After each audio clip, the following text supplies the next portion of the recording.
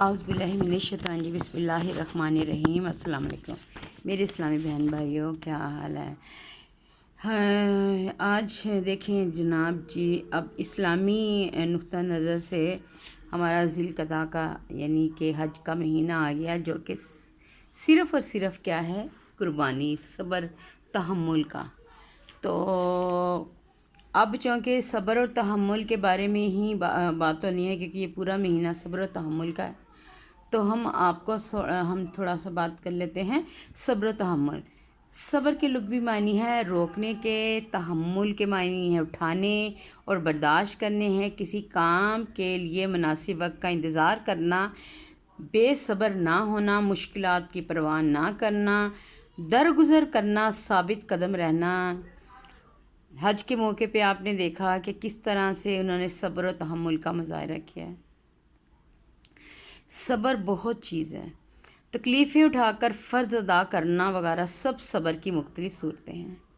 قرآن مجید میں صبر کو بڑی اہمیت کے ساتھ بیان کیا گیا ہے۔ رسول اکرم صلی اللہ علیہ وسلم کو مختلف مواقع پر صبر کی تلقین کی گئی۔ ارشاد باری تعالیٰ ہے، آپ خاتم نبی صلی اللہ علیہ وسلم ان کی باتوں پر صبر کیجیے، اور آپ خاتم نبی صلی اللہ علیہ وسلم اپنے رب کے لیے صبر کریں، بے شک اللہ صبر کرنے والوں کے ساتھ ہے۔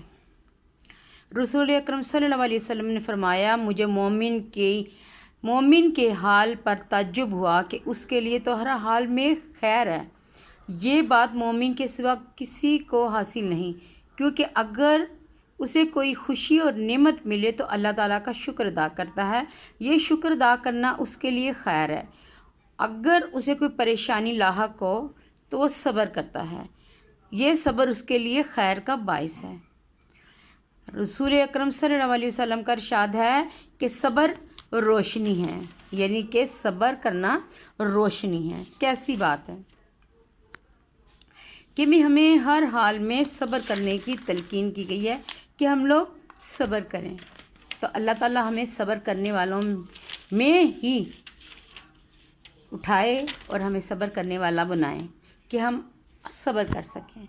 صبر و تحمل اور اسوہ حسنہ۔ حضرت انس بن رضی اللہ تعالیٰ فرماتے ہیں کہ ایک مرتبہ رسول اکرم صلی اللہ علیہ وسلم کے ساتھ چل رہا تھا۔ اس وقت آپ نے موٹے کناروں والی ایک چادر زیب تن کر رکھی تھی۔ اتنے میں ایک دیہاتی آیا اور آپ صلی اللہ علیہ وسلم کی چادر کو اس زور سے کھینچا کہ آپ صلی اللہ علیہ وسلم کی گردن، یعنی کہ اس نے اتنی زور سے کھینچا کہ آپ صلی اللہ علیہ وسلم، جب ہم کسی چیز کو زور سے کھینچتے تو گردن یا کسی چیز پہ اس پہ نشان پڑ جاتا ہے، تو آپ کی گردن مبارک پر نشان پڑ گئے۔ وہ دیہاتی کہنے لگا، جو مال اللہ تعالیٰ نے تمہیں عطا کیا ہے اس میں سے مجھے بھی کچھ دو۔ بدتمیزی، تعلیم کی کمی۔ اس کی اس حرکت پر آپ صلی اللہ علیہ وسلم مسکرا دیے اور اسے اس کی ضرورت کے مطابق مال عطا فرمایا۔ صبر۔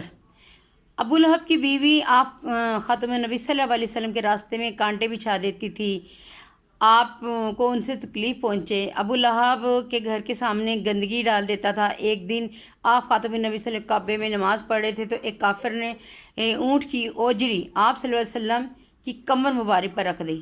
بوجھ کی وجہ سے آپ صلی اللہ علیہ وسلم کے لیے سجدے سے سر اٹھانا مشکل ہو گیا۔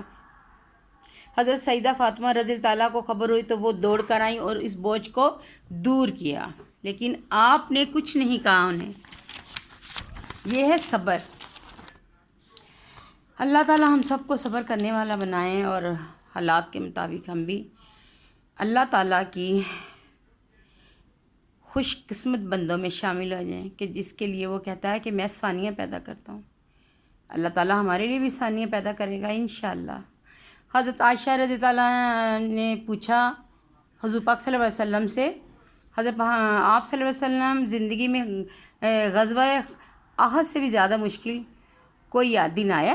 تو آپ نبی صلی اللہ علیہ وسلم نے فرمایا، ہاں وہ دن جب میں طائف کے رہنے والوں کو اسلام کی دعوت دینے گیا اور ان لوگوں نے میری بات کی طرف توجہ نہ دی اور مجھے ستایا۔ کیسے کیسے مشکل وقت، کیسی کیسی پریشانیاں آئیں، لیکن لوگ ثابت قدم رہے۔ رسول اللہ خاتم النبی نے زندگی میں سخت مشکلیں برداشت کی، نبوت کا اعلان فرمایا تو اپنا ہی شہر دشمن بن گیا۔ یہ چھوٹی چھوٹی سی باتیں ہیں جو ہمیں ہمارے پیارے نبی صلی اللہ علیہ وسلم کی زندگی سے ملتے ہیں کہ ہم نے اگر انہوں نے صبر نہ کیا ہوتا تو اسلام نہ پھیلتا۔ اسلام اتنی تیزی سے پھیلا صرف اور صرف اس وجہ سے کہ آپ کی طبیعت میں صبر و تحمل تھا، آپ نے صبر کیا۔ تو بے شک صبر کرنے والوں کے ساتھ آپ بھی اپنی زندگی میں دیکھیں کہ جہاں آپ کو کوئی مشکل، کوئی پریشانی، کوئی دکھ، کوئی ایسی بات ہے تو آپ صرف صبر کے ساتھ کام کریں۔ صبر، کیونکہ کہتے ہیں کہ اگر کوئی شخص آپ کے ساتھ برا سلوک کر رہا نا تو آپ بھول جاتے ہیں، لیکن جو اوپر بیٹھا وہ نہیں بھولتا۔ تو اللہ پہ سارے معاملہ چھوڑ دیں۔ ہمیں اسلام میں ہر جگہ صبر اور شکر کا ہی ملتا ہے کہ ہم صبر کریں، شکر کریں۔ زندگی کے ہر پہلو پہ محرم الحرام کو دیکھیں تو اس میں بھی کیا ہے؟ صبر۔ کس طرح سے ان لوگوں نے چھوٹے چھوٹے بچوں کے ساتھ زیادتی کی، پانی نہیں دیا، لیکن ان لوگوں نے کیا کیا؟ اس ٹائم بھی صبر اور شکر کا دامن ہاتھ سے نہیں چھوڑا۔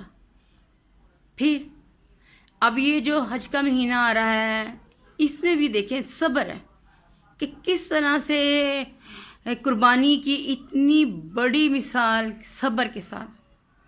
ہم اس ٹاپک پہ پھر بات کریں گے انشاءاللہ کہ صبر اور شکر کے ساتھ ہم لوگوں کو اپنی زندگیوں میں ایسے آگے بڑھنا چاہیے کہ لوگ دیکھ کے مثال دیں کہ اب بھی، اور اب یہ دیکھ لیں فلسطین میں کیا ہو رہا ہے، صبر ہے نا۔ تو اللہ تعالیٰ ضرور صبر کا بدلہ یہاں نہیں تو اوپر ضرور دیتا ہے۔ اور اگر آپ دیکھیں کہ ہمیں زندگی میں اگر ایک دم سے نہیں ملا، ہم جیسے کہتے ہیں نا کہ جی صبر کرنے سے کیا ہوتا ہے، اگر آپ کو زندگی میں، آپ کی زندگی میں نہیں ملتا نا صبر کا پھل، تو آپ یقین مانیں کہ یہ پھل آپ کو اوپر ضرور ملے گا، کیونکہ اللہ تعالیٰ کسی کے ساتھ زیادتی نہیں کرتا۔ تو اس لیے آپ صرف صبر اور شکر کے ساتھ اللہ تعالیٰ کی طرف ہی آپ دھیان رکھیں اور اللہ کا ساتھ نہ چھوڑیں، کیونکہ بے شک وہ دلوں کے ہاتھ جانتا ہے، وہ راہیں نکالنے والا ہے، مشکلیں دور کرنے والا ہے، وہ بہتر فیصلے کرنے والا ہے۔ اس لیے اپنے معاملات اللہ پہ چھوڑ دیں کہ اللہ تعالیٰ آپ کے لیے کب، کہاں سے، کون سا وسیلہ بنائے گا۔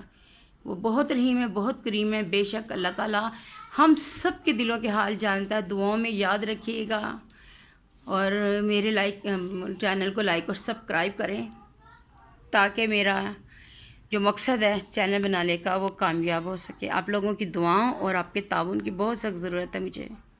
شکریہ۔